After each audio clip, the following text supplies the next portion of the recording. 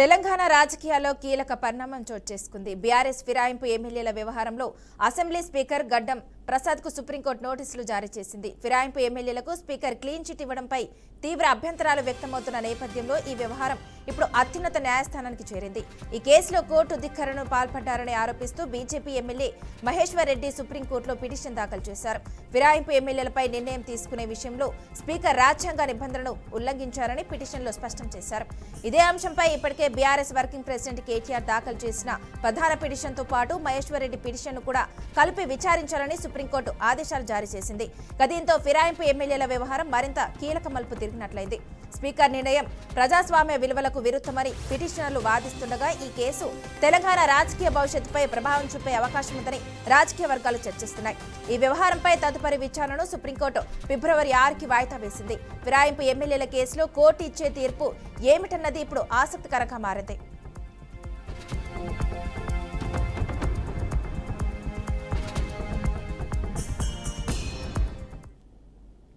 ఇక ఇదే అంశానికి సంబంధించి మరింత సమాచారాన్ని మా ప్రతినిధి రామకృష్ణ అందిస్తారు. రామకృష్ణ, చెప్పండి, ఈ అంశానికి సంబంధించిన అప్డేట్ ఏంటి?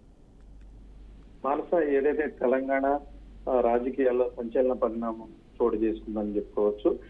బీఆర్ఎస్ బీఫామ్ మీద గెలిచినటువంటి దాదాపుగా 10 మంది ఎమ్మెల్యేలు కాంగ్రెస్ కండువా కప్పుకున్నారని చెప్పి ఇప్పటికే సుప్రీంకోర్టుని ఆశ్రయించినటువంటి బీఆర్ఎస్ వర్కింగ్ ప్రెసిడెంట్ కేటీఆర్ దానిలో భాగంగానే ఇప్పటి వరకు స్పీకర్ గడ్డం ఏదైతే ప్రసాద్ కుమార్ ఉన్నారో ఆయన క్లీన్ చిట్ దాదాపుగా 7 మంది ఎమ్మెల్యేలు వాళ్ళు ఎవరు కూడా పార్టీకి ఫిరాయించలేదు, ఫిరాయించారనే కన్నా కూడా ఫిరాయించలేదు అనడానికి ఎక్కువ ఎవిడెన్స్ ఉన్నాయి అని చెప్పేసి వాళ్ళంతా కూడా బీఆర్ఎస్ పార్టీకి చెందినటువంటి ఎమ్మెల్యేలే. ఎక్కడ కూడా కాంగ్రెస్ పార్టీలో జాయిన్ అయినట్టు ఎక్కడ కూడా ఆధారాలు లేవు.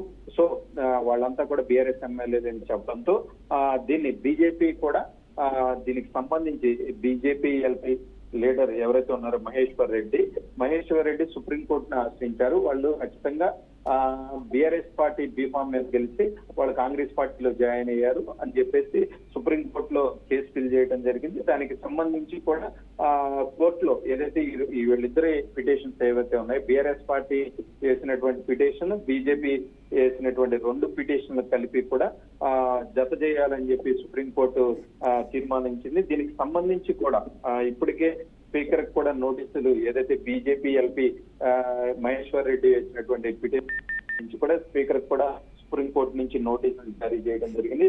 సో మొత్తం మీద చూసుకున్నట్లయితే దీనికి సంబంధించి కూడా ఫిబ్రవరి 6వ తారీఖు వాయిదా వేశారు. ఇది మొత్తం ఏమవుతుంది ఏంటనేది కొంత దీన్ని మొత్తం కూడా విచారణ జరపాల్సి ఉంది. దీనికి సంబంధించి జస్టిస్ సంజయ్ కర్నూల్ ధర్మాసనం అయితే ఈ అంశంపై సమాధానం చెప్పాలని స్పీకర్ కూడా నోటీసులు జారీ చేసింది. సో మొత్తం మీద ఫిబ్రవరి 6వ తారీఖు ఏం జరుగుతుంది అనేది తెలంగాణ రాజకీయాలన్నీ కూడా ఆసక్తిగా ఎదురు చూసిన పరిస్థితి అయితే నెలకొంది. మానస. Thank you Ramakrishna.